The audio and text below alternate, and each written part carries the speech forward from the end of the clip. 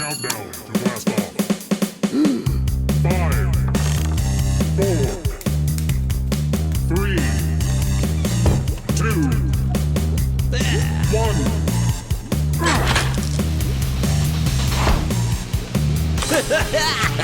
Welcome to Lord Blood-Rah's Wrackin Theater.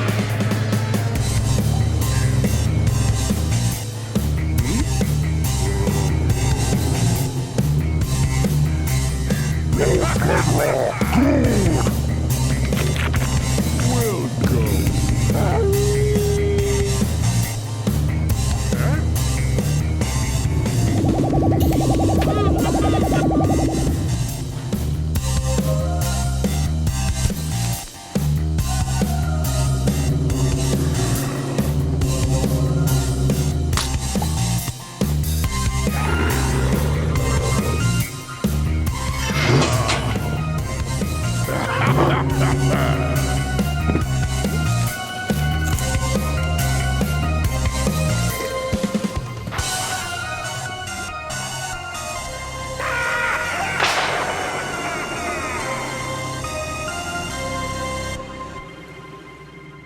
Lords and ladies, geeks, geekarellas, geekulas, and geekeritas, I am Lord Blood-Rah, and this is Lord Blood-Rah's Nerve-Wrackin Theater.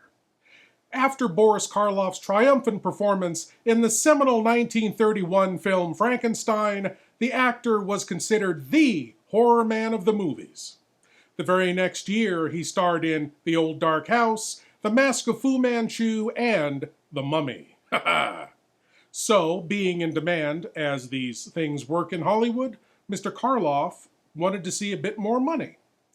A contract dispute occurred, and Boris decided to leave Hollywood for a bit and go back home to England, where he made this film. Tonight, from 1933, comes this tale of death, crime, and ancient gods, the Ghoul. Now, this film has two significant firsts attached to it. It's the first talking British horror film and the first British film to be labeled horrific by the British Film Board. Well, my lords and ladies, let's see how horrific it is. Without further ado, I give to you The Ghoul.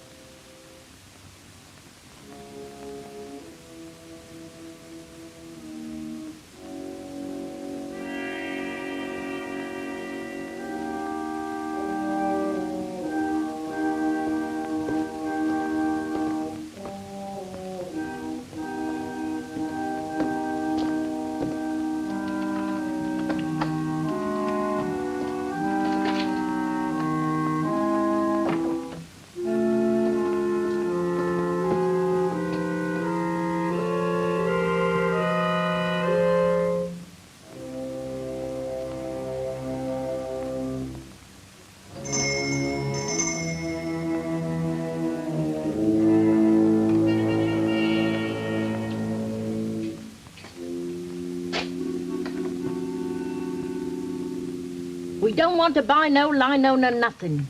Mr. Dragore, please. Oh, him.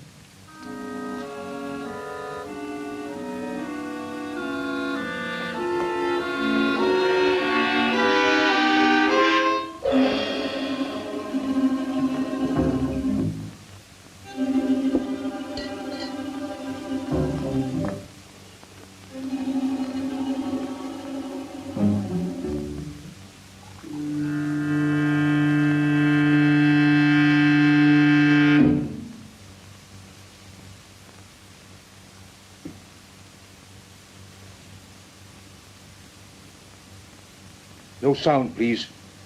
After 2 years I find you. I want the eternal light. You found me too late. It's no longer mine.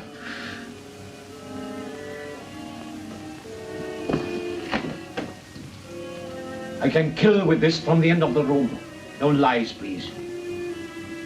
You cannot kill in England, Mahmoud. They get their murderers here and hang them. I have not come alone. If I hang, there are others. The eternal light goes back to the tomb from which you stole it. But I tell you, I have not got it. Please, I am not a child. I sold it. To whom did you sell it? To Professor Morland. That robber of the dead. Has he sold it? He did not buy to sell. What then? Like you, Mahmoud. He believes. Believes?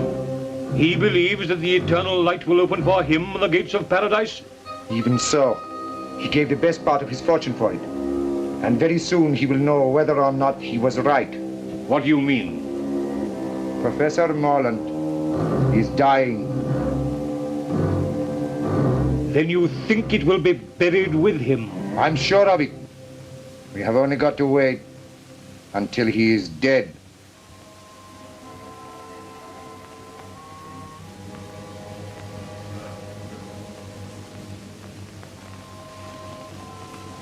Anubis, opener of the way.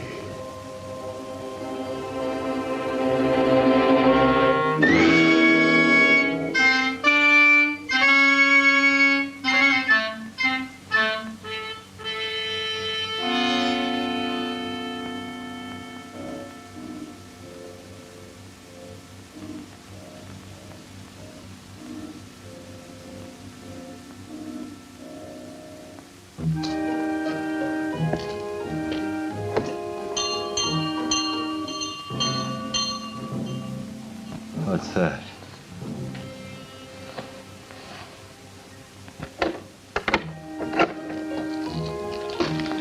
Well, what is it? Good evening. I happen to be staying in the neighborhood, and hearing of your master's illness, I took the liberty of calling. How is he tonight? He'll never see the morning. He hasn't asked for anyone of my cloth. Nor will he. He's set in his ways, and they're the ways of the heathen. I know he won't see the rector, but though I'm a comparative stranger, I don't like to leave a man to die like that. He'll die in his own fashion, as he has lived. Still, sometimes at the end. Not with him. He's stubborn and unbending, and will be so at the throne itself. Well, I suppose I can be of no use then. No manner of use. Good night.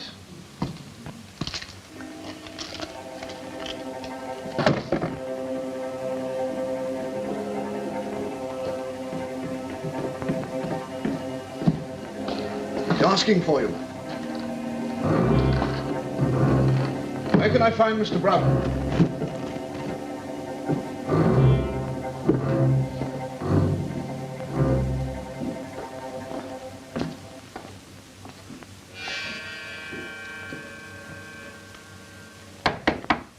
Who is it?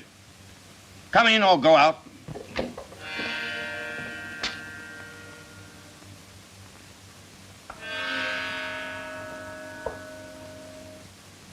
You'll have to go up soon if you want to see him again.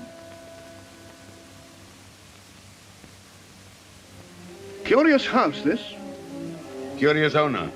Yes, but I suppose a great Egyptologist can't be expected to be like other people. Well, he'll be like a great many other people soon. That's not a very sympathetic thing to say. Well, I'm not a sympathetic man. Want a drink? That's, across the hall, isn't it? I dare say. Thanks.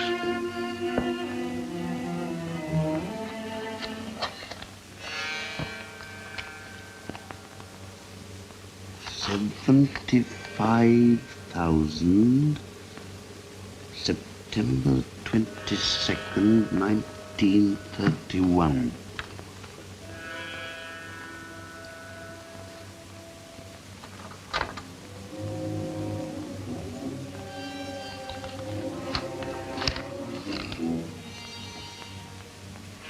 Daily Journal.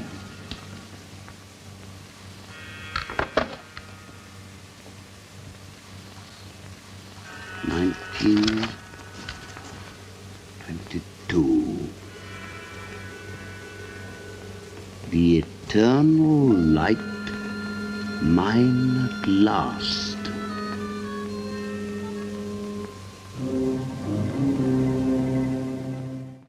As I'm sure you've noticed already, this film's cast has quite a horror pedigree.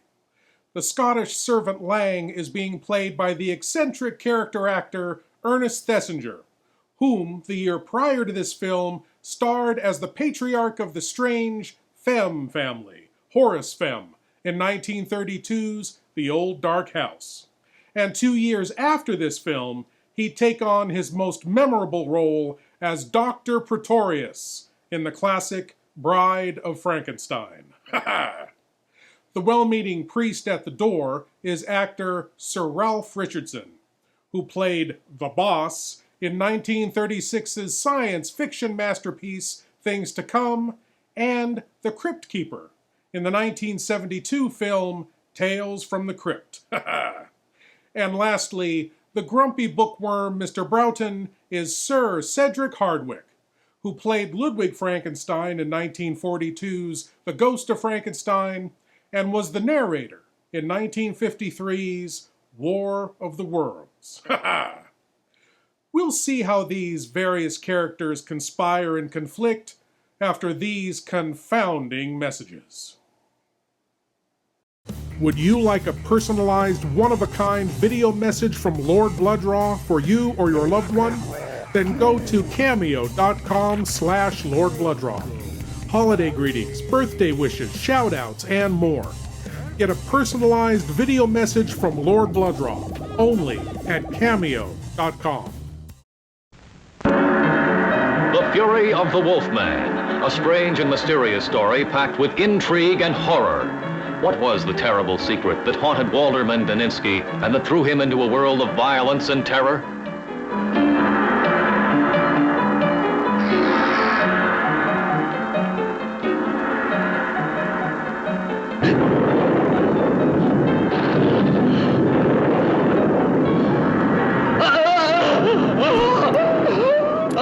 The Fury of the Wolfman. This is the story of a haunted man, a life bewildered by mystery and horror. And nothing could keep Dr. Ellman away from using even grave tombs for her horrible experiments. Don't worry. His mind is dominated.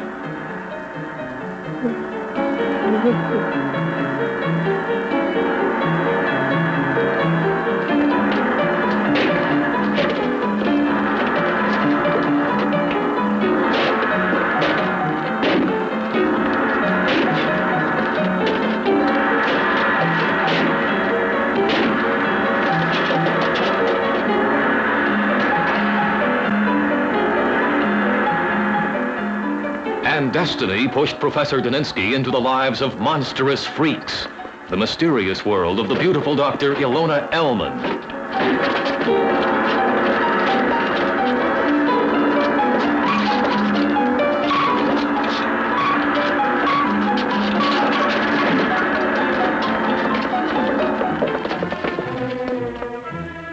A wild battle in a world full of gruesome violence and horror, a world of the lowest passions. This is the story of a man who changed into a wild beast.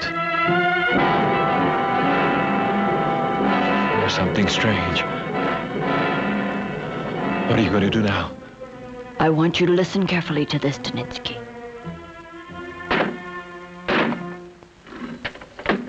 This is the drama of a normal human being, a professor of psychology who got involved into mystery and crime, who was wanted by the police, who could not help changing into a furious animal. Only love could make an end to his torture. Don't miss The Fury of the Wolfman. Action, violence, horror, filmed with more realism than you can imagine. The Fury of the Wolfman, a Max Spur film production.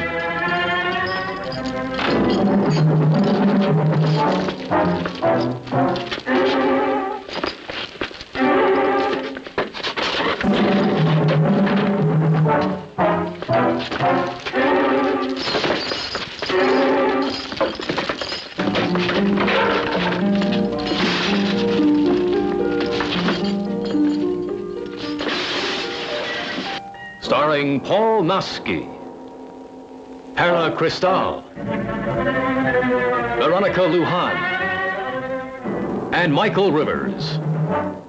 Horror if there ever was.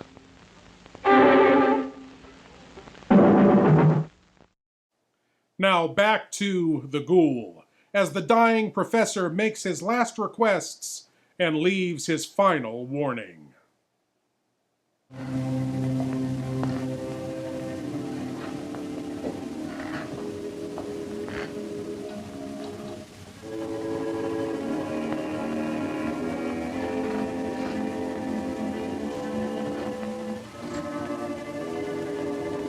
I want to see land.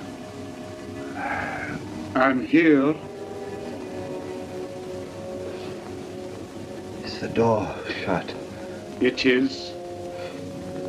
No listeners. None. The curtains. They are drawn. Come nearer.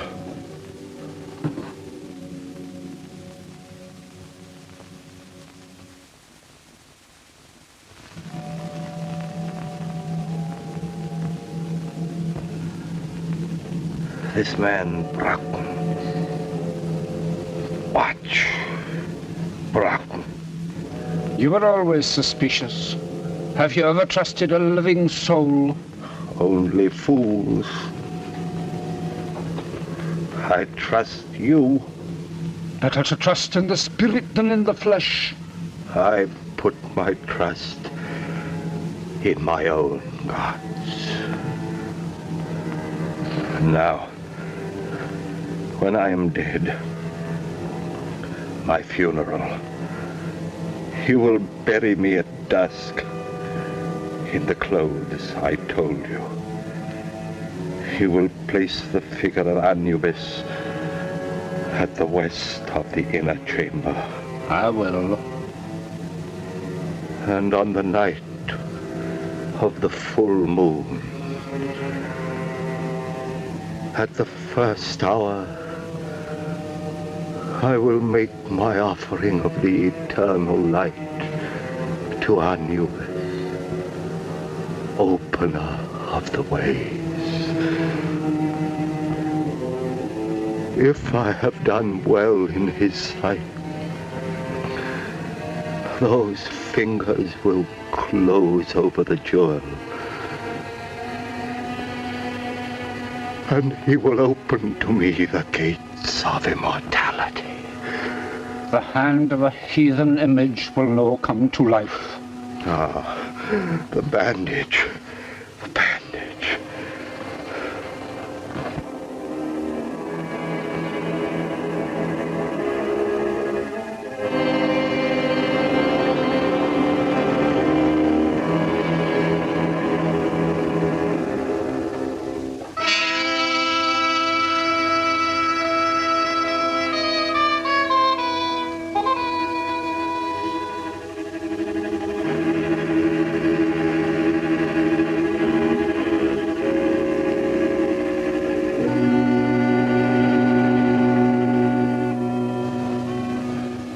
Look.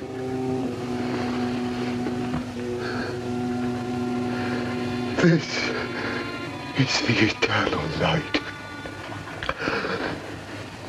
It must rest in my hand. A man will now find peace who robs his heirs. Bandage my hand. The eternal light must lie with me in the tomb. You're afraid of me? I'm afraid for you. If this should leave me, then you'll have reason to fear. For when the full moon strikes the door of my tomb, I will come back. You hear? I will come back to kill. Bandage my hand.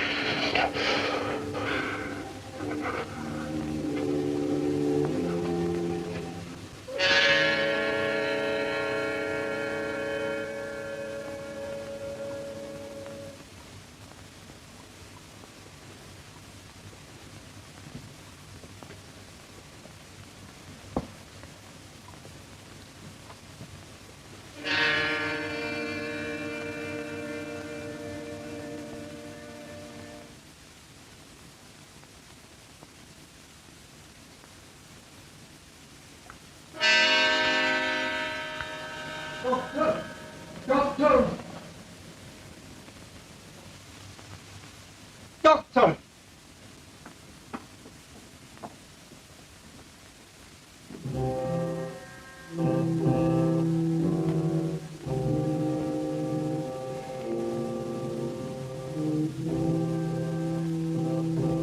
Window. Open. Oh.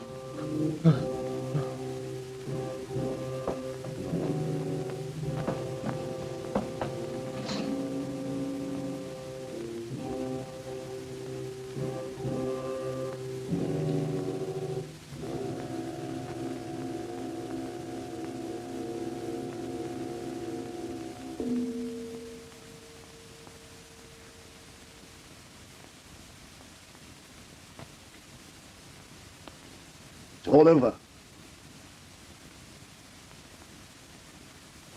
Make out a certificate. Heart failure. What was the idea of bandaging his hand like that? I cannot say. He had many a queer fancy. I'll be round in the morning to sign the certificate.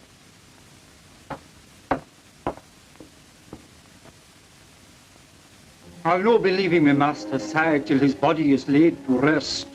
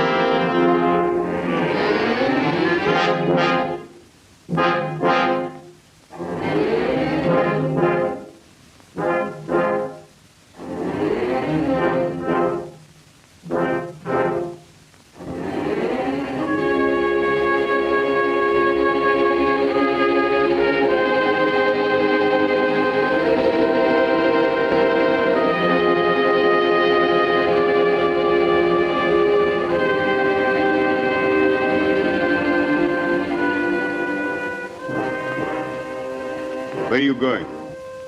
To feed the lamp that is to burn inside.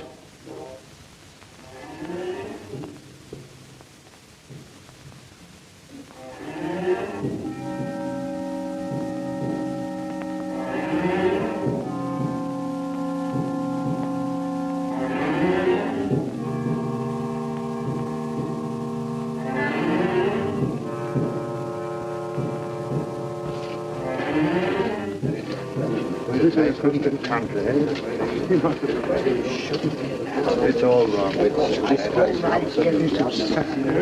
It's a disgraceful trouble. I Oh, I don't know. I've seen worse. Torch-lit procession. Looks like a big, roomy tomb. Not bad. Beats getting stuffed into a cardboard box and chucked into a landfill. Doesn't really matter anyway. I don't think he plans on staying dead very long. Lord Blood-Rah's Nerve-Wrackin' Theater is made possible by Lord Blood-Rah's Patreon supporters. For more information and to gain access to exclusive content, go to patreon.com/Lord Blood-Rah. Death cell at San Quentin, he foretold the terrible, unimaginable future. I'm gonna kill you, you thick-headed ape. You're gonna die tomorrow.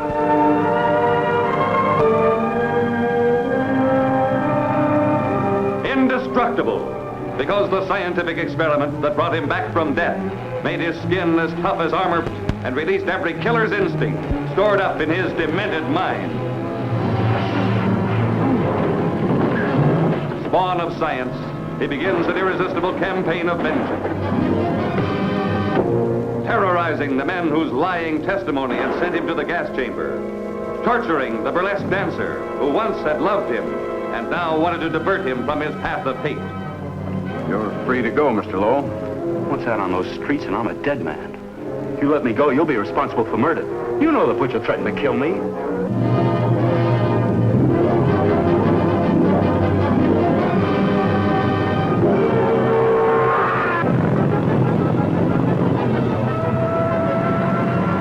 Through the 700 miles of underground drains of the city of Los Angeles that were his hideout, he held a world at bay.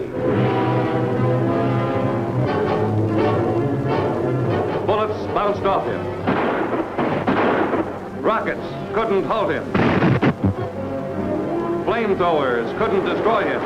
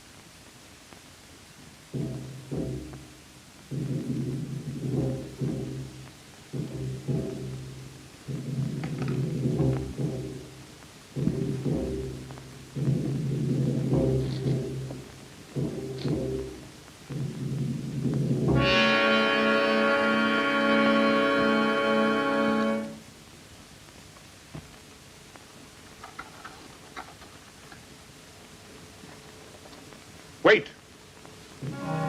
You're leaving the key inside. Aye, that was another of his queer fancies.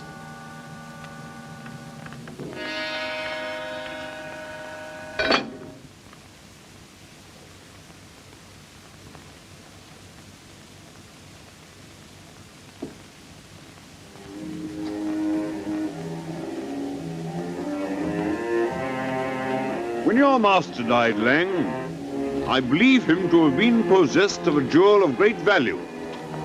Do you know anything about it? Nothing. I advise you to be very careful, Lang. I have a careful nature. You may be putting yourself perilously near dishonesty. I've seen men nearer.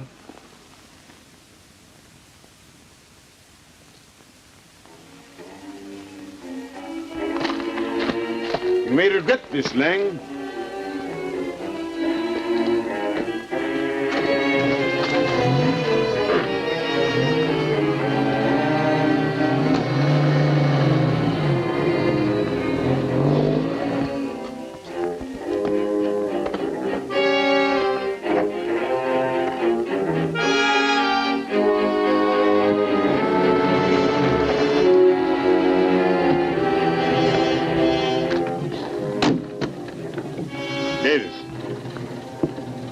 I want you to stay here and watch that man with the club foot. I'm not a detective, Mr. Broughton. One more word from you, Davis, and you're out of work. I have reason to believe that he has stolen a valuable piece of property. He may make an effort to get rid of it. Watch him and telephone me at my office if he leaves the house. Very good, sir.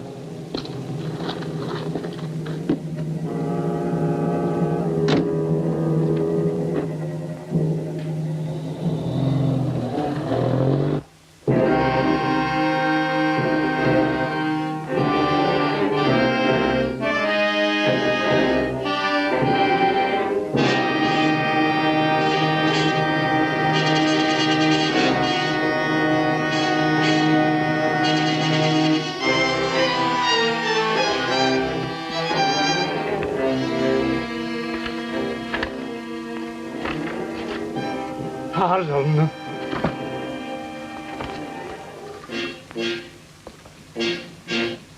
Miss Betty Harlan, 52 Lanford Street.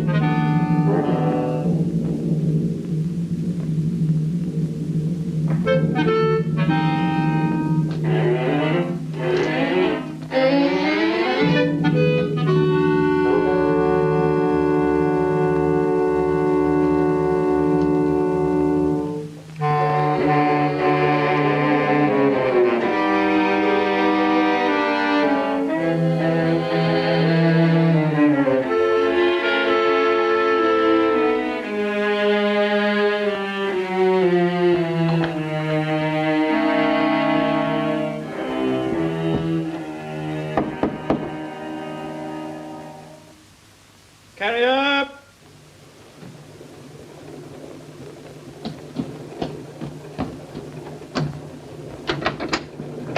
From Wrackin. 10 shillings if you'll drive me to Yaxford Station in time to catch the 5 o'clock train. I'll oblige you, Governor. I was going straight back as it was.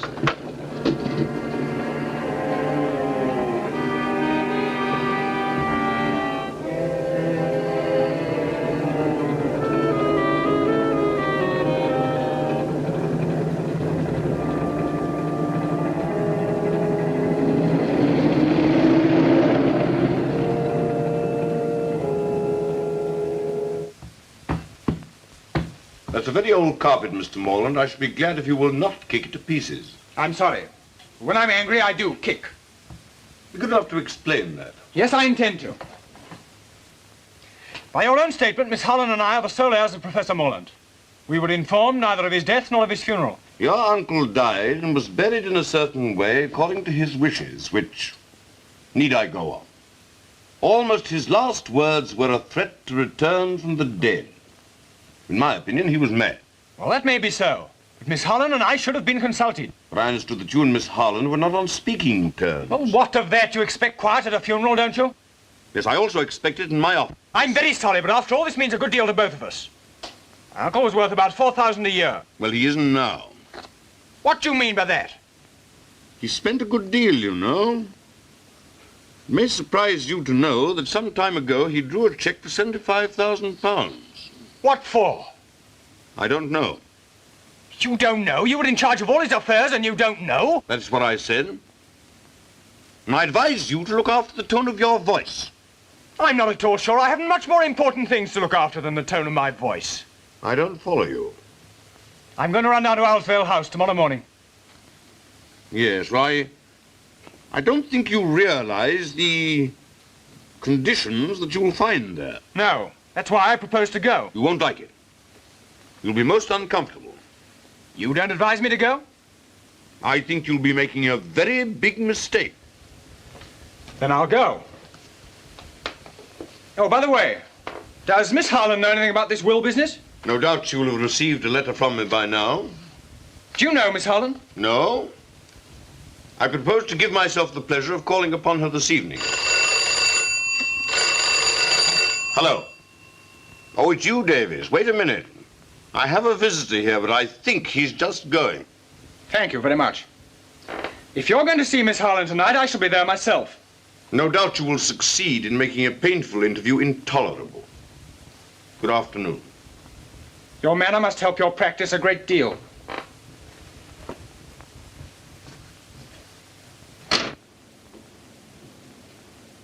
Now, Davies.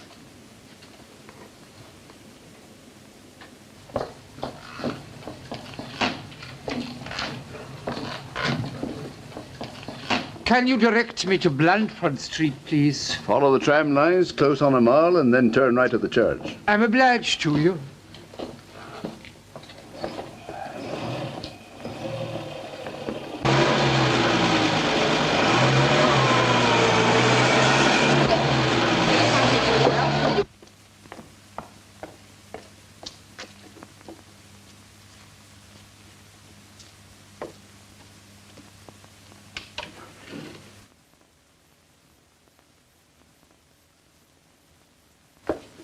Oh, hello, Caney. Ooh.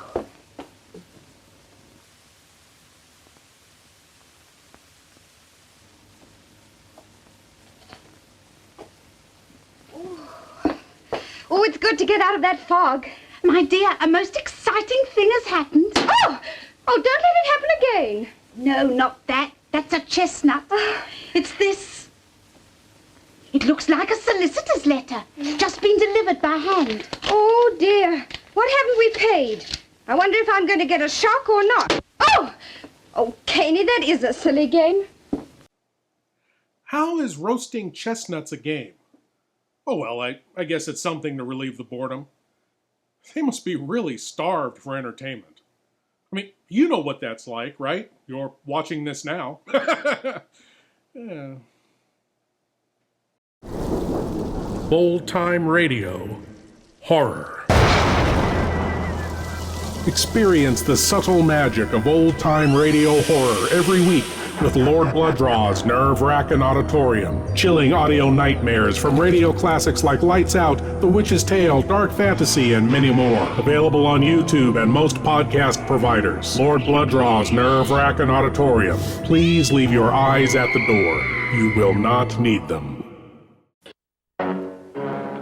Surgical scientists in every country all over the world are dedicated to the future truth that human life one day might be extended indefinitely by the replacement of defective or worn-out parts.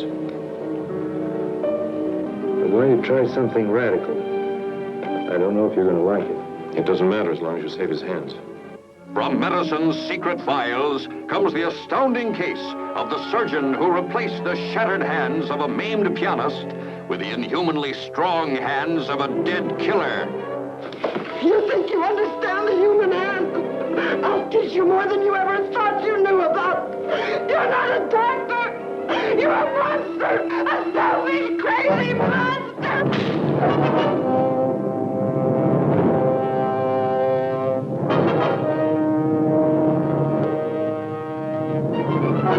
I was my hands. They were my life. Now I'm carrying the life of someone I know nothing about. Then you must learn again, or you will have no life. Hands of a stranger that he could no longer control. Hands of a stranger with a primitive urge to kill. Hands of a stranger reaching for the soft flesh of the girl he loved.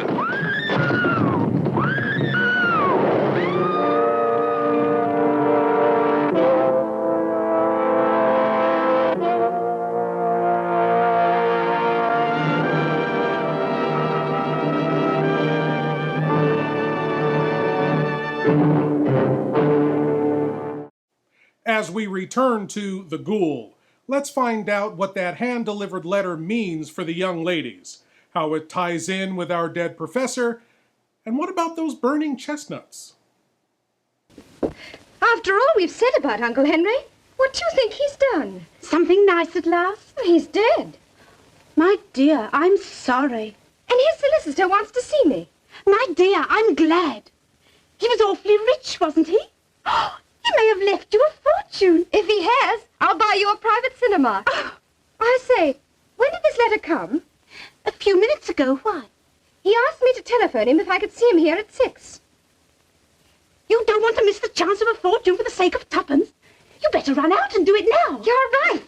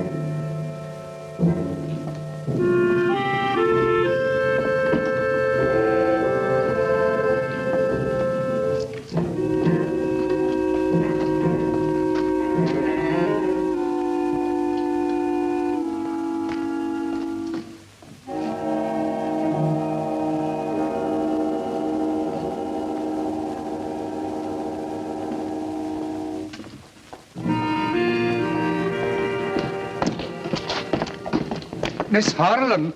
Yes?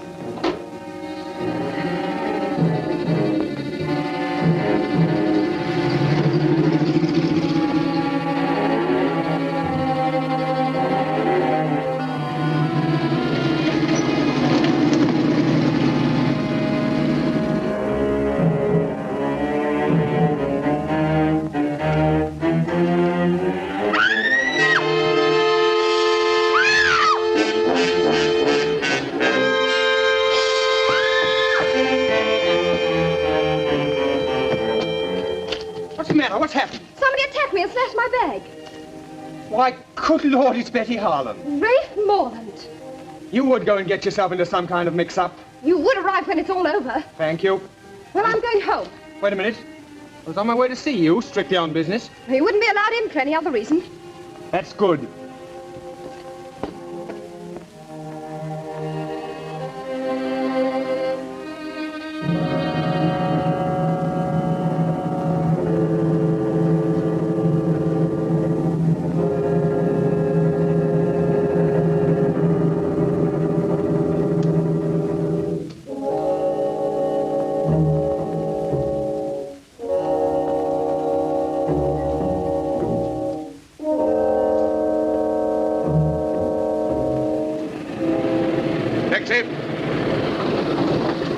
Garage as quickly as possible.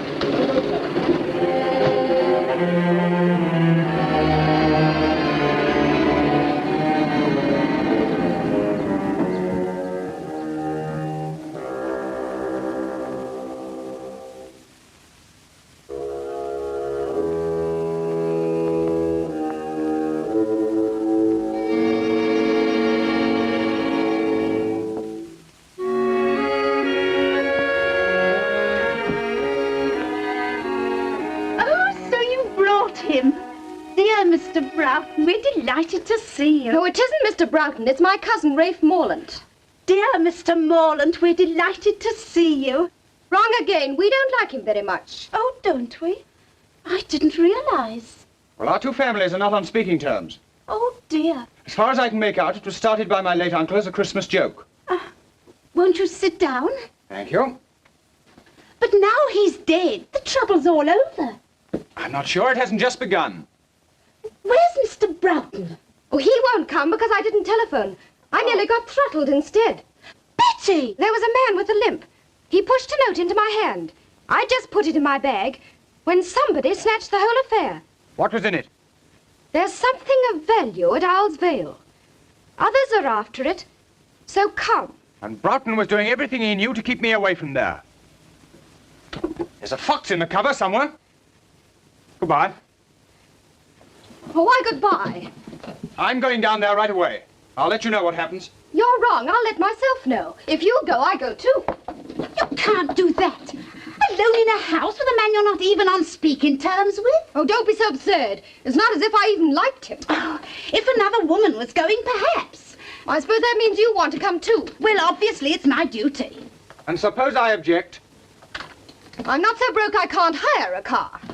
Oh, all right, you win, but for goodness sake, hurry.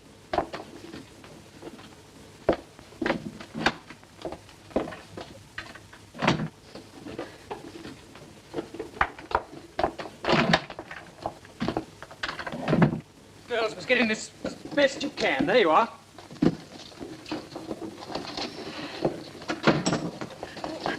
You first. No, you. Hurry up. Oh, this is an unspeakable car. There's no roof for my leg. All right,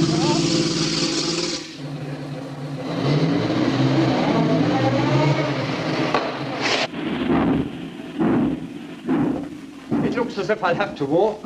You might do worse. There's a grand moon. It's full.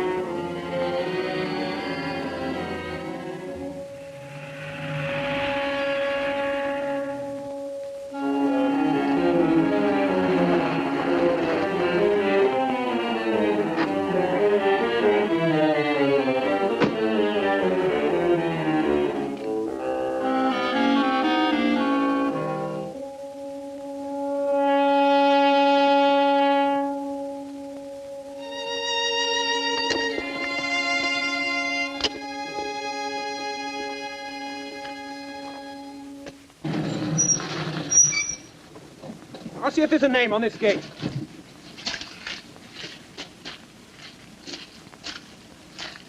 No, there's nothing to show. This is the place. But there aren't any other places, and I'm frozen. Well, it's no use going to the wrong place. Wait a minute, here's someone on a bike. Hi there, Cocky. Wait a minute. Oh, hello. I'm awfully sorry. I didn't see you were a parson. Oh, that's all right. Any trouble? Oh, no, no. We just want to get to Owlsvale House. Well, this is it. As a matter of fact, I'm calling there myself. What, did you know my uncle, Professor Morland? Oh, slightly. Perhaps I ought to introduce myself. My name's Hartley, Nigel Hartley. I'm down at Raveley. The vicar's ill. How'd you do? I'm Rafe Morland. This is Miss Harlem. We're the heirs of the old... Couldn't we have the rest of the introduction indoors? Yes, yes, of course. You must be cold. Now, it's straight down this drive. You go along, I'll follow. All right.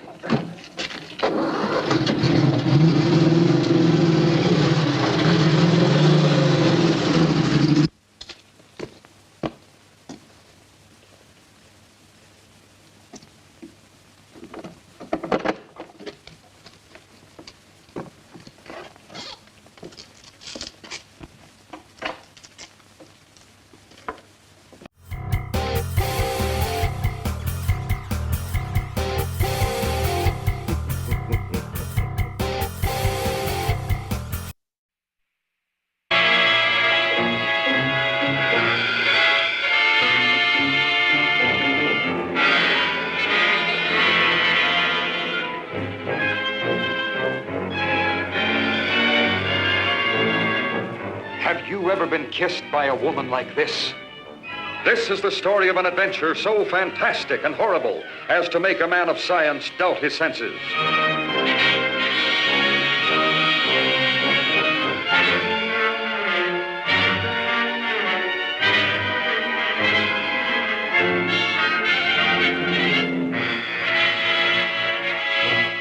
See the dance of destruction as Tarantula entices men to a strange fate.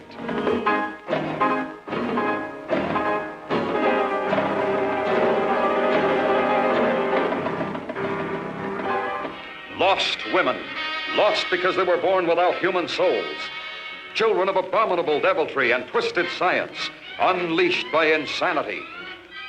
He has human beauty and intelligence, still possesses the capacities and instincts of the giant spider. Who could have shot him? Nobody shot him. Look, these are not bullet wounds. What could have killed him? I don't know. I hope we won't have to find out.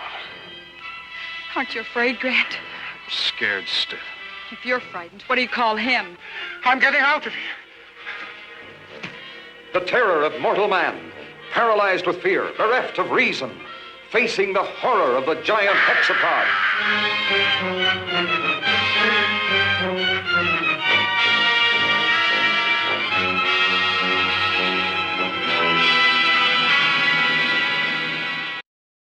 Now, back to the Ghoul, where... Hey, where are we? Here we are.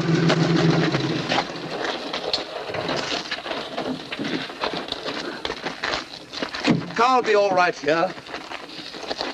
I'll show you the way.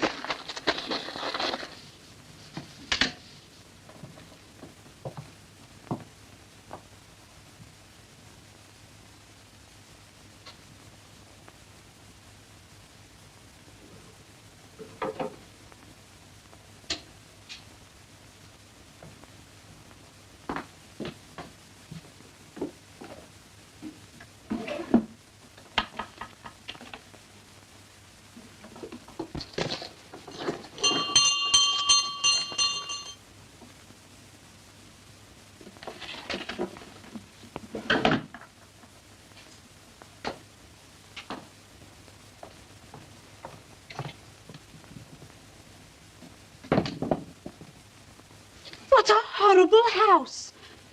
I wish I was back home in bed. I can hear someone coming.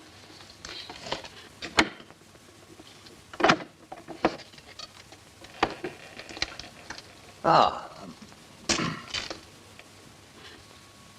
Well, don't stand about. Come inside.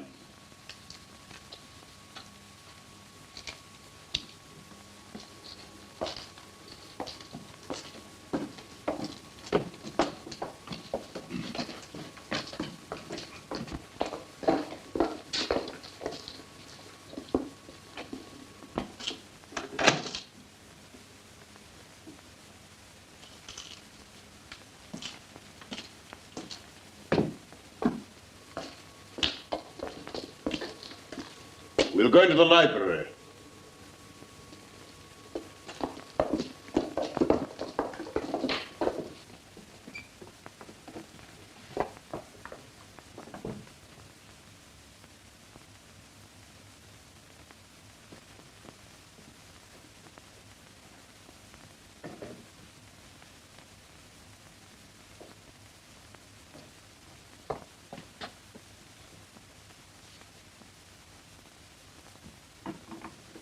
I may be old-fashioned, but I feel awkward when I'm not introduced to people. I'm sorry, I forgot you didn't know your clients by sight. This is Miss Holland. How do you do? I was expecting a telephone message from you. Oh, I was on my way to call you up when the most extraordinary thing happened. And this is Miss Caney. How do you do?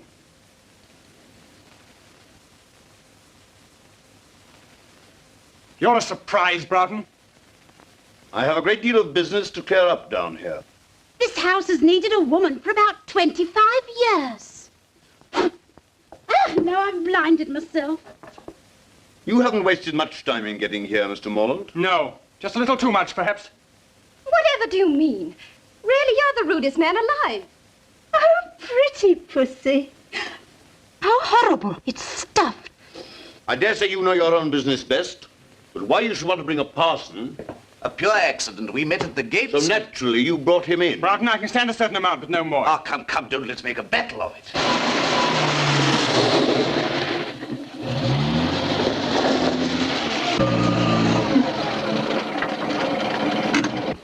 You stay here in the car. No. I shall be among the trees, watching.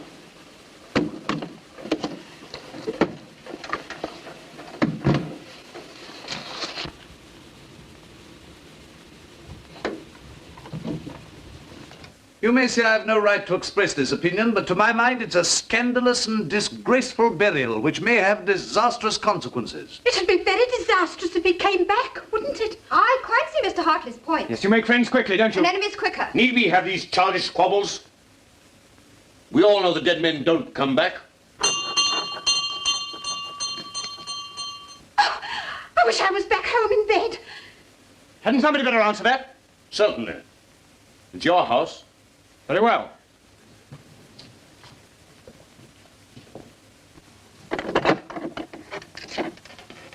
I'm sorry to disturb you, but I was an intimate friend of Professor Mullen. Well, you'd better come in. We seem to be giving a party. Oh. Well, thank you.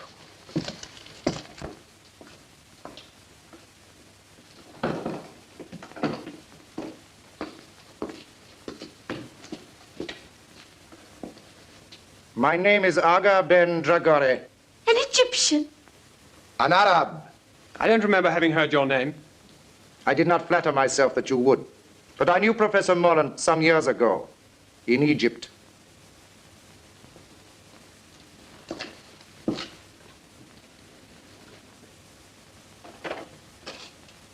I heard of his death and of his burial in my own faith. And I hoped, as I'm leaving England tomorrow, that I might be allowed to visit his tomb. I must protest against anything of the sort. Why shouldn't the poor man look at his friend's tomb? I don't mind him going.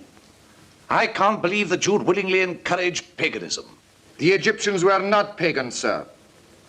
As no doubt you know, Miss... Caney, I think you're all being very unkind to Mr. Dragore. I don't think you people realize quite how far Morland's queer ideas took him. He even believed that after his death at a certain hour, the image of Anubis would come to life in his tomb and receive his soul. It's horrible. Well, I can't see that it matters. After all, if that sort of mumbo-jumbo gave him any comfort, It matters a great deal. If my suggestion is likely to hurt anyone's feelings, please forget it. Oh, I think that's very sweet of you, Mr. Dragore. Oh, your sympathy is more than charming. Well, what about a cup of coffee after your cold drive? I dare say we should find some in the kitchen. May I offer my services as pantryman? Quite sweet of you. Come, Mr. Dragore. For sheer speed. She'll not let him out of her sight for a moment now. Perhaps that's just as well. Come along, Betty. How about making a fire in the library? Yes. I'm sorry there should be this sort of atmosphere. After all, we're only ships that pass in the night. You want a drink or will you pass now? Oh, well, thank you very much.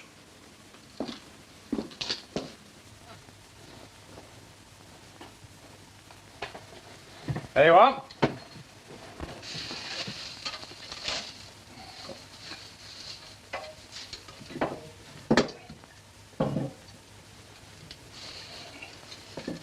Oh, if you build it that way, there won't be any draft. Well, it'll be the only place in this house where there isn't one, then. Oh, don't you think you carry those snappy retorts a trifle too far? Since we met, I can't remember you saying a kind word to anyone. Perhaps you're right. I'm sorry.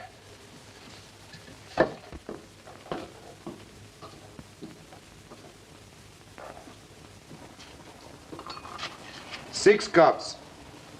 That's just 4 too many. Eh? Tell me about Egypt. Have you ever seen a sheik? I am one. What?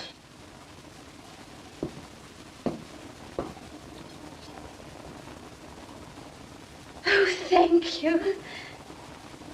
Then how should I address you? Oh, I'm cutting sandwiches for a sheik. I don't feel quite well. Oh, don't be alarmed. We're not quite as uncivilized as people think. Oh, don't say that. Do you ride a white stallion? Sometimes. Oh, down the path of the moon. The noble animal plunging and frothing up the nostrils till it founders at your feet, faithful unto death. No, not very often. You see, it's rather too expensive. Well, I know it's not your fault. We were taught to hate one another, but... Good Lord, you don't think I hate you, do you? Well, I can't somehow feel I'm your dearest friend. You never did have a great deal of sense, did you? Oh, that's nice. Rafe, I have a woman's intuition that you and I are up against things. Yes, I'm pretty sure we are. Well, then, let's cut the quarreling. Shoulder to shoulder, eh? All right. Partners. Partners. Ah.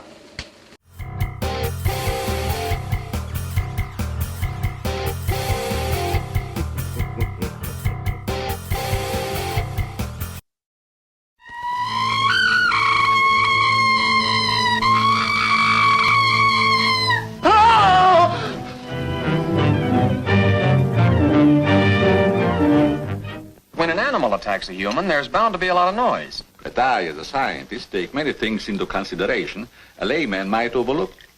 Ever smelled anything like this before? Found it in Don Morton's bathroom. Well, yes. That's the same stuff that's been on every one of the devil bat's victims. All four of the murdered people had this lotion on them when the devil bat struck. Layton, I'm afraid all these murders have affected your mind. Now, my plan is to sit in the garden, and when the killer makes one of those power dives, I'll blast him.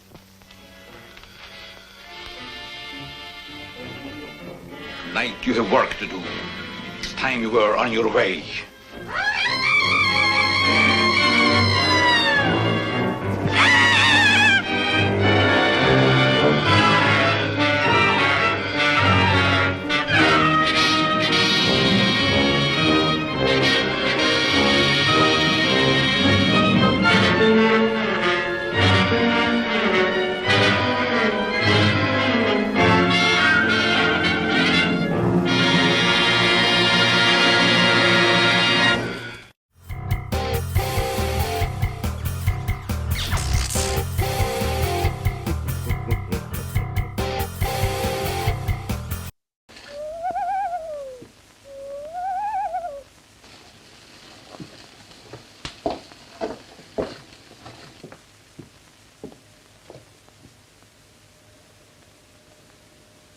Oh, what a wonderful night.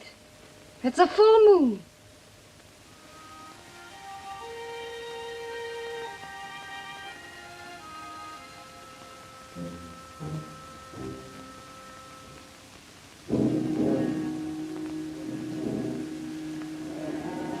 Scared of a dead man in his tomb? Shame on yourself. Are you a child that your knees should rattle at the talk of a madman?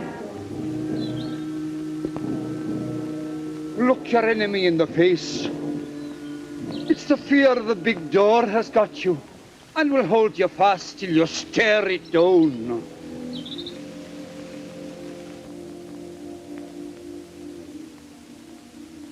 Do dead men walk? I'm no thinking a dead man will cross my path tonight.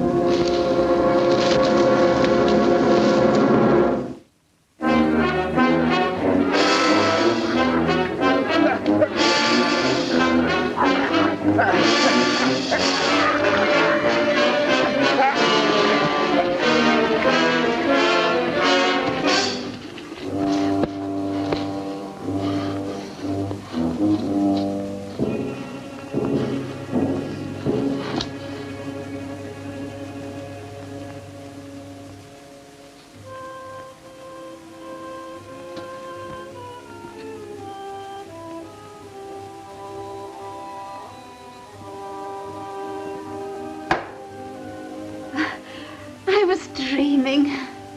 Now I will show you how we make coffee in the desert, underneath the stars. But you don't make it yourself, do you? No, of course not. A Circassian slave, lovely as sin, cooks it for us, kneeling. And if it is not to our liking... I know. She's stripped to the waist and lashed for miles across the Sahara. Where she is finally eaten by locusts, and rightly. Now, take this canister and do exactly as I tell you. And if I fail?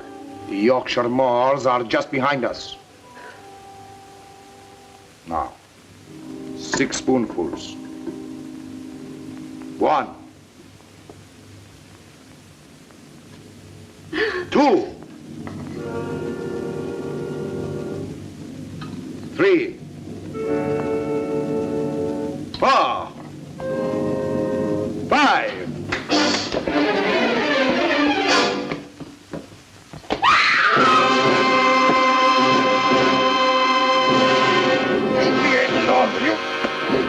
Arms away from... What's the matter with you? Are you mad, eh?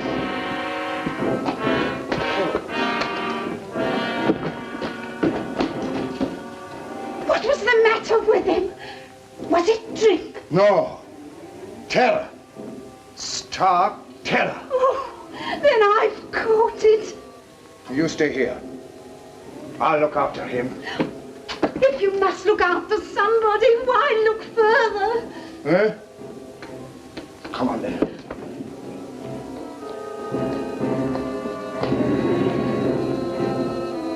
Rafe! That limp, I'd swear to it anywhere.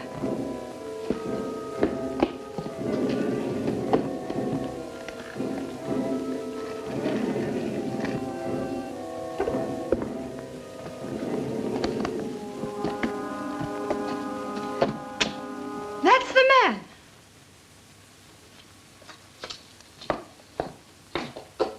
Look here, did you give a note to this young Gather up your things and get out of here. The master, I've seen him. You...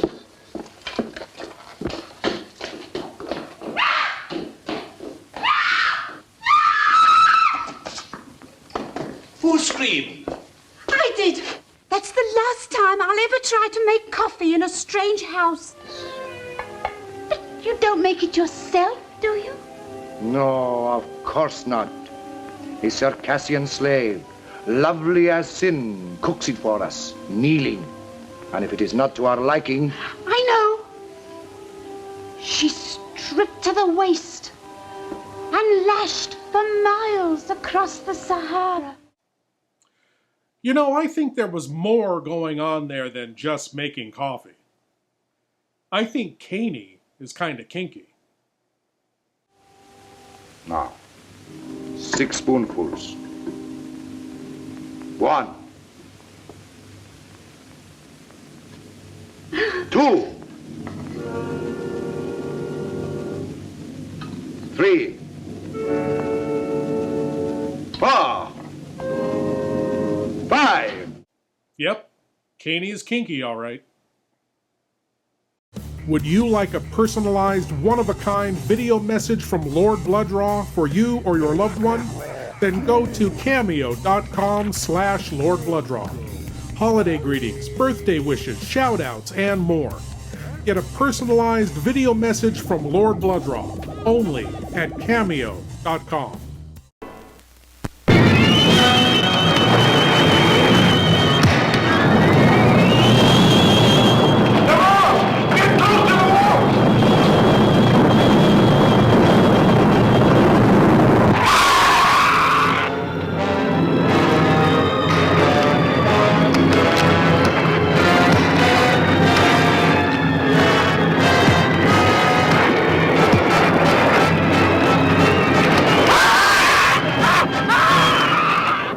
Isolated Pacific island, the Navy lands a party of daring scientists to solve the mysterious disappearance of an entire atomic research team. Strange horror strikes first at the plane that brought them. And then, Earth-shattering tremors begin tearing the island to shreds. Okay, Professor. How are the crabs blowing up the island? I am not sure. But imagine they are able to send out arcs of heat. They are packed with it. They can melt and fuse parts of the caverns, explode the materials contained, and bring about the slides. There used to be ridges there for maybe 2 miles. Now there is less than half a city block. Soon we will have nowhere to run.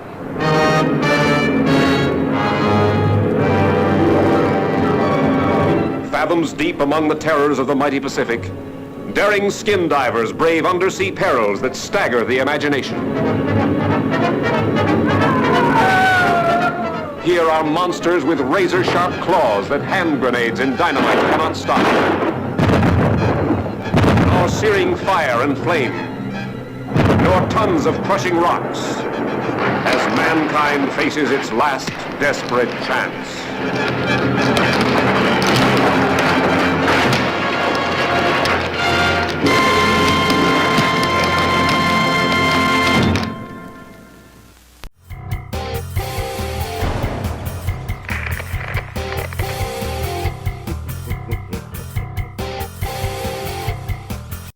That man with the limp, who was he? Lang, your uncle's servant. Well, he seemed mad to me.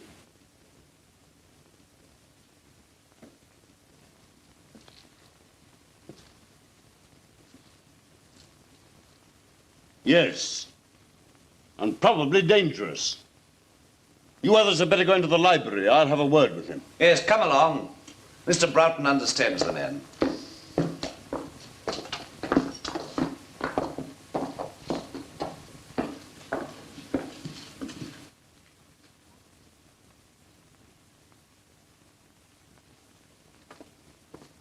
It would do no harm to warn my man to stand by. Your man?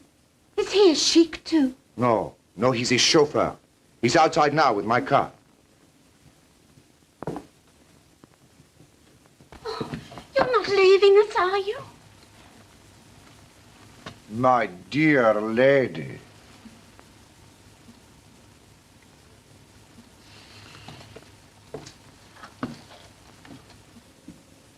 Not a very courageous person, our foreign friend. You think he's run away? Absurd. I'd like to see you riding your bicycle with a Circassian slave, lovely as sin, across the handlebars. What on earth are you talking about? Now listen, good people. Good people? Don't you think perhaps we're allowing this thing to get on our nerves? Don't you think perhaps if we took a grip on our self-control... Now listen, good parson. This is our show and our nerves are probably just as good as the next man's. So keep that sort of talk for your pulpit. Ray! Oh, well, of course, I've no wish to interfere where I'm not wanted. Then don't. This is not a Sunday school.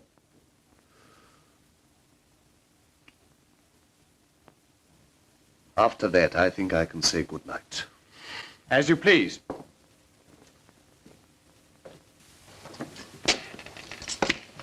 Well, I'm sorry I was offensive. Good night. Oh, well, the tongue is an unruly member, is it not? Yes. Yes.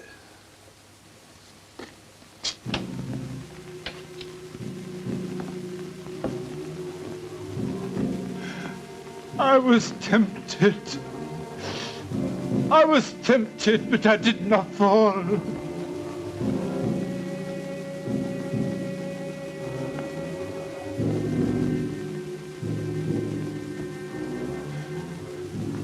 I did not fall. The thing's safe. I swear it. When you told me you'd come back from the grave, how could I believe you? I never knew such things could be.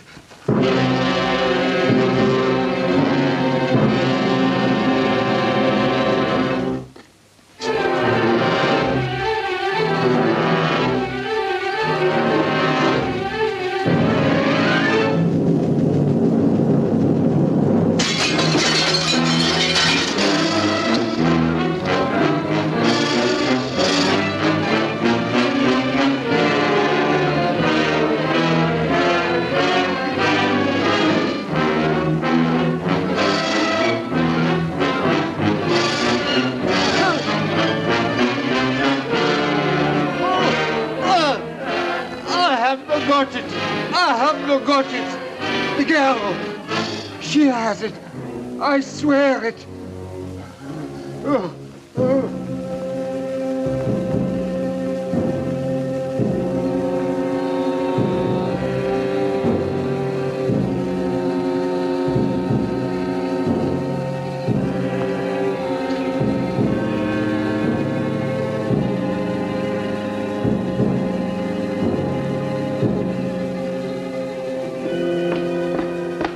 What on earth's the matter with you? You look as if you'd seen a ghost.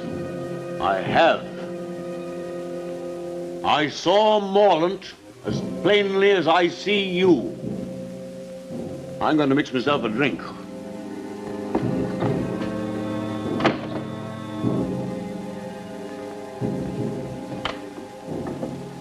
Betty, just a minute. Well? I have an idea they're trying to scare us out of this house.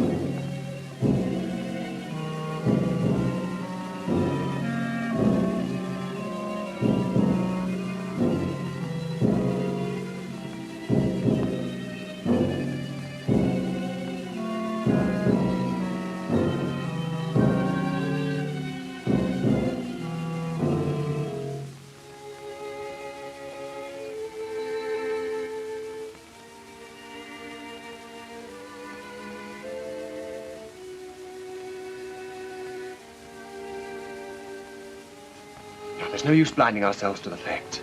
There must be something pretty big at stake. Something that depends on getting rid of us. That's how it looks to me. What are we going to do?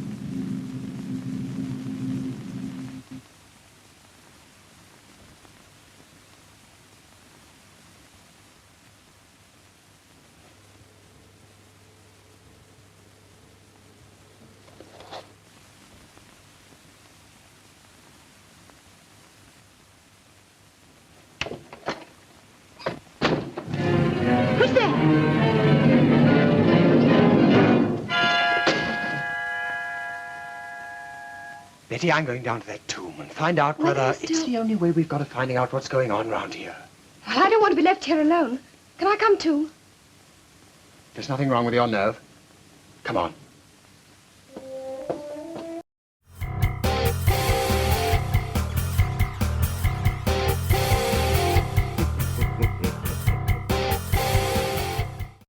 Lord Blood-Rah's Nerve-Wrackin' Theater is made possible by Lord Blood-Rah's Patreon supporters.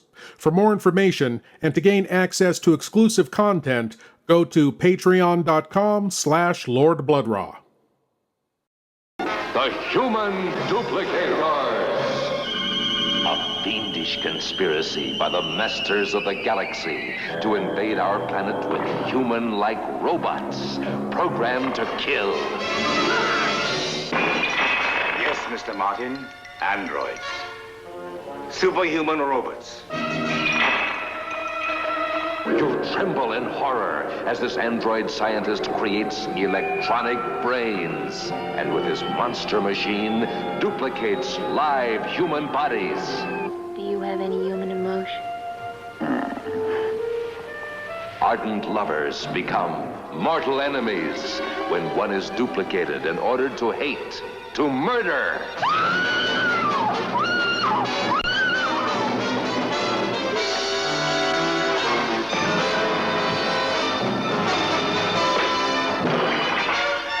Beware. The person next to you may be a deadly android, a member of this frightening society of robots, geared to destroy you.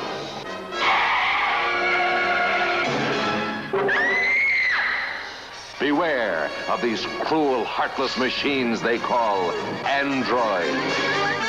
You'll freeze with fear as you enter the cold world of the living dead, where terror dwells and horror waits for you, the human duplicators.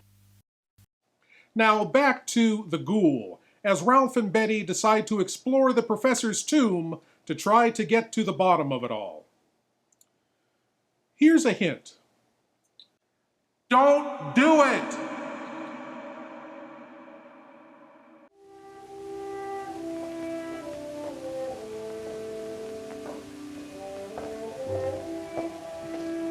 I'll put on a pullover and some thicker shoes. All right.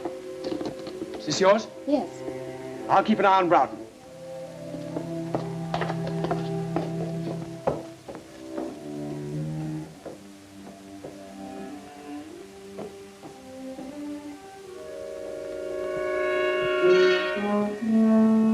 Well, I think you've every chance of seeing things if you lower Scotch at that pace.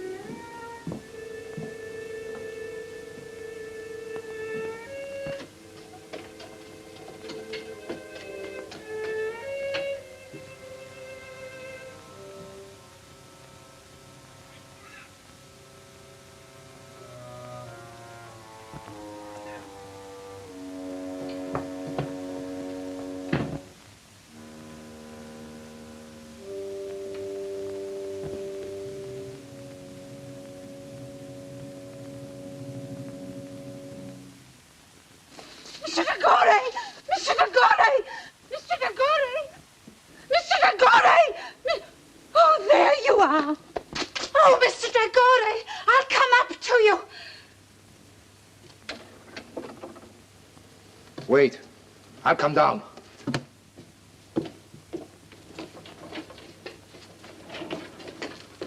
What do you want? There was somebody in the library. Who? I don't know. The door, it's shut. It's shut. Don't scream. Oh, that's what I need. The command in your wonderful voice. Come with me. I think you've gone far enough with your insinuations. Yes, and I may go a great deal farther. What is it? What's the matter? I've seen him.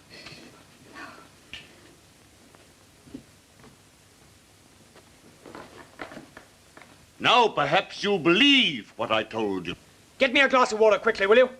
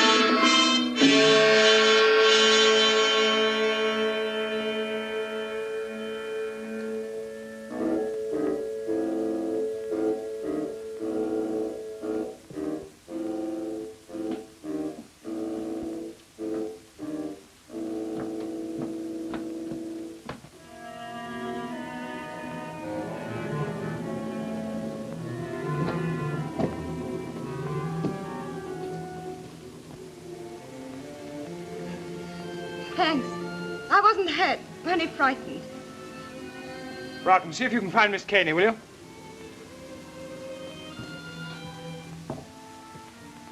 It's wonderful to be with a man who isn't afraid. I am afraid. You, who have ridden barebacked over the desert.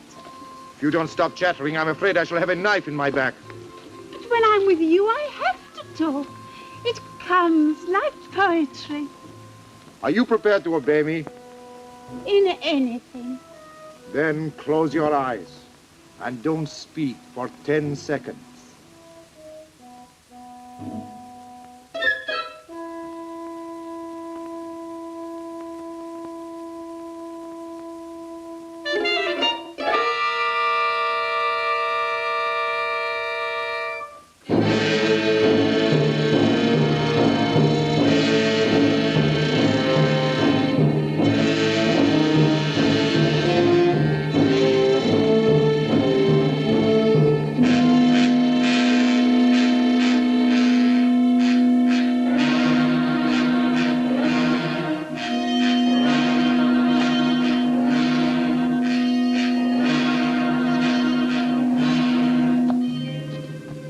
Panic sometimes. I felt his hands on me. That's why I know it was no ghost. It was no ghost. Look at the clock. It's nearing the hour. I know where you'll find him now. He's gone back to the tomb, to his heathen gods. And you and I will follow in there. Wait a minute. What's his doctor's telephone number? Yaxford 72.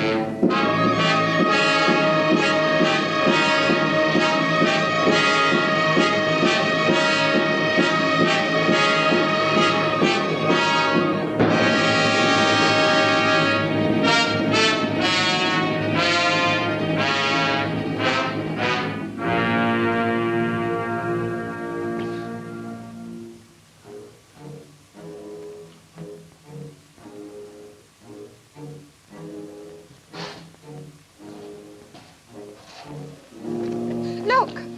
The door's open and there's a light. I'll go no nearer. I'll go no nearer.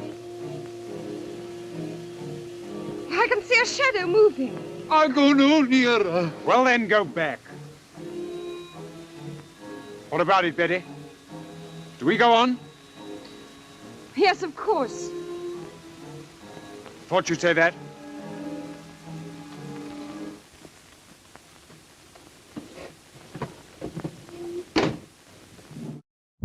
Assume the position and open your minds wide.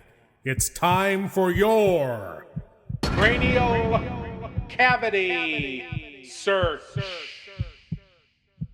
Yes, my lords and ladies, the cranial cavity search. Here's a chance for you great geeks out there to prove your geek cred by showing what you know. And tonight's cranial cavity search question is: the 1933 Universal classic, The Invisible Man, begins with the mad Professor Griffin, head covered in bandages, trudging through a winter storm to an English village, where he enters an inn and demands a room with a fire. What's the name of the village where this happens? A. Iping. B. Manchester. C. Dawkins-on-Kent. Or D. Ealing. What's the name of the town the Invisible Man visits at the top of the movie? And how long before you blow your top watching these commercials?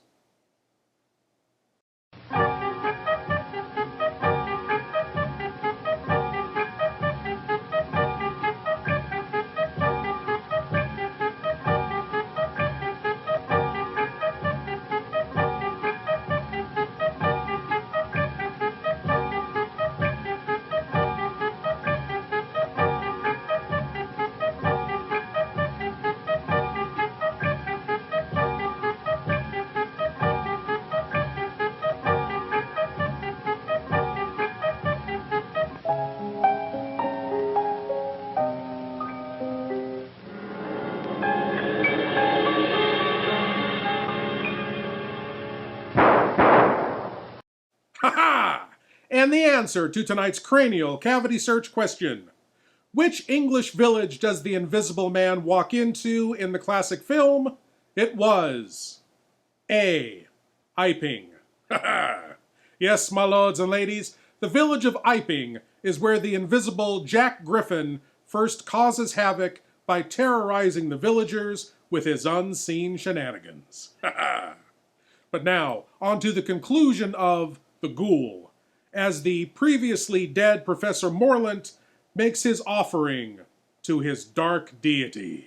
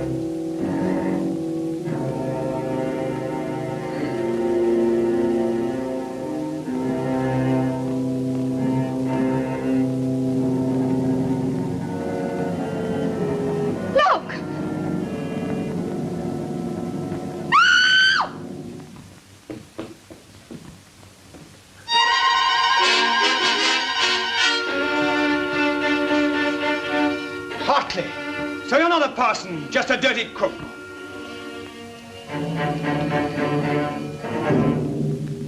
You'd better get out of my way. Your hand, eh? So that's how it was done. I wouldn't come any nearer. I don't have to.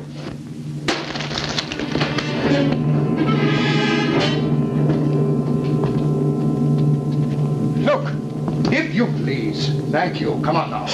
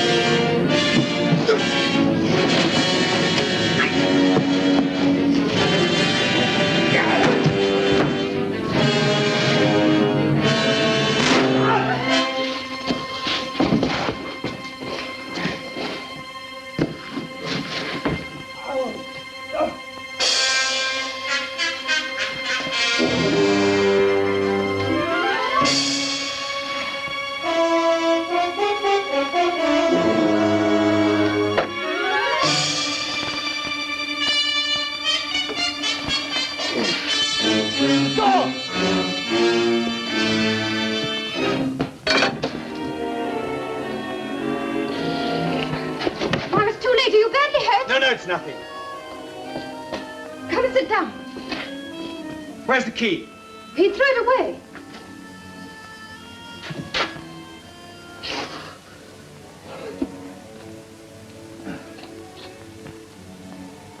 When I phoned the doctor, I told him to bring the police. They ought to find us somehow. Oh, even if they do come, how can they break down that door?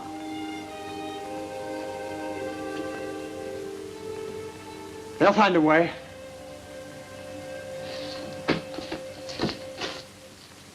I'll make a bandage.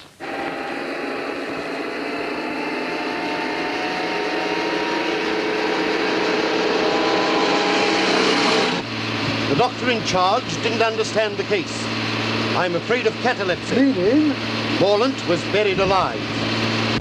Oh, Mr. Dragore, what were those shots? Out of my way. Where are the others? Leave me alone!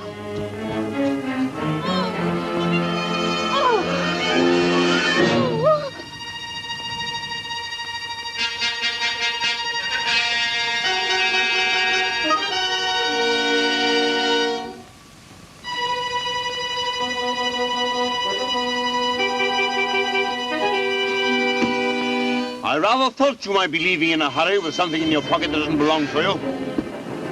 Hand it over. You win.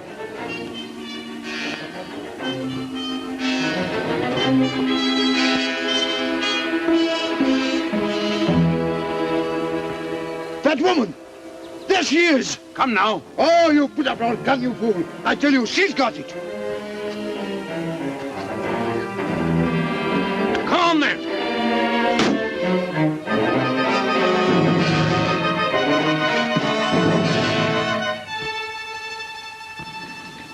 Stop! Now, Miss Caney, if you please. I don't think so. You fool! If either of you two horrible men so much as move, in it goes. But you don't know the value of that jewel. I don't care for the value, it'll go. And if you shoot, I'll go with it. I mean it. Down 30 feet. And about 60 feet of water. And then Australia. I can't see to tie this. That light seems much lower.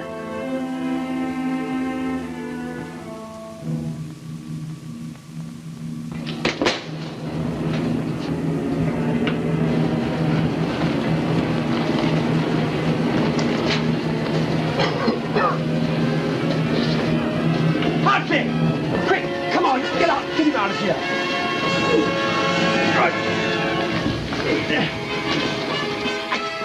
The door! The door! Shut! The flames! They mustn't reach the door!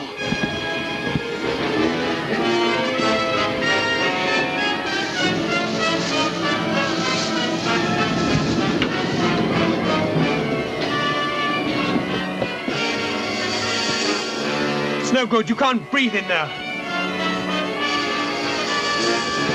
Cartridge!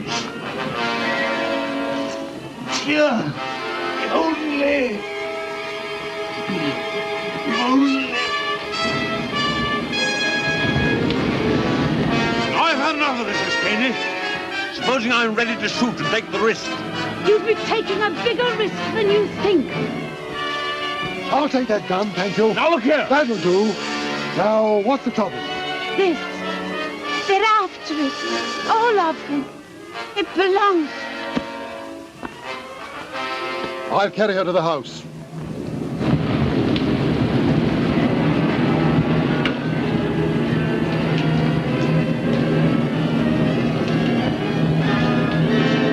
Get back!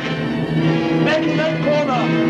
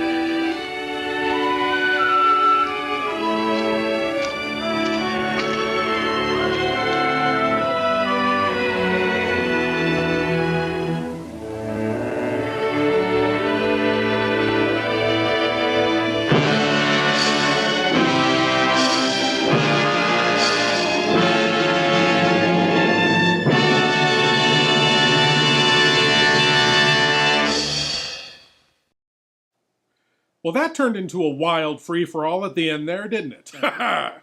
And you'll notice the doctor who swoops in towards the end with the police, saying that Moreland was actually buried alive and didn't really return from the dead. That kind of resolution was typical of horror films of the day, British or American. Strange goings-on that, in the end, have a rational explanation, usually criminal. Today, we call it the Scooby-Doo effect. In fact, 2 years before this, the first major talking horror film made in America, 1931's Dracula with Bela Lugosi, would break that trend and introduce a truly supernatural character to American horror. Well, my lords and ladies, I want to thank you all for watching, and I want to invite you all back again next week when we'll do whatever this is all over again. As always, I am Lord Blood-Rah saying, geek out.